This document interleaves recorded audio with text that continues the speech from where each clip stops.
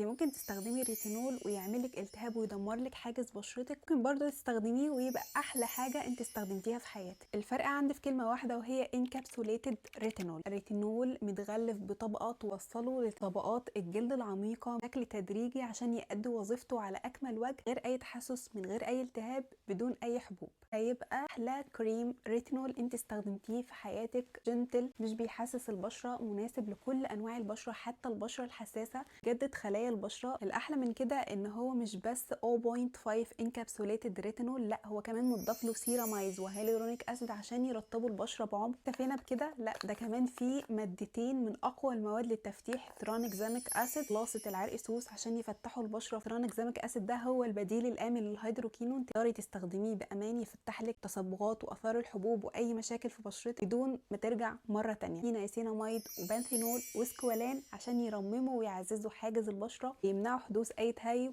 او التهاب. فيلفت باور ليفت انتي ايجنج كريم مصري جمع لكل المواد الفعاله اللي بشرتك محتاجاها. اول اسبوع هتحسي نتيجه خطيره في التفتيح وشد البشره وشكل المسام، نتيجه بتتضاعف بعد شهر، هتحسي حرفيا ان بشرتك نورت. طبعا مش محتاجه اقولك انك لازم تستخدمي معاه سان سكرين فيلفت سولار ديفنس جيل كريم سريع الامتصاص. شايفين الكميه اللي انا حطيتها؟ مفيش اي وايت كاست، مش بيفرول تحت الميك اب. في سيرامايدز بيرطب كويس قوي، فيه هيالورونيك اسيد يحمي من اليو في اي واليو في بي، ومش بيعرق البشره، وحمايته كويسه جدا. اهم حاجه بالنسبه لي ان هو بيرطب، بيدي جلو للبشره، مش احساس دهني، مش هتحتاجي تحته اي مرطب. جربي الروتين ده لغايه يوم العيد وتعالي اشكريني عليه هنا في الكومنتس.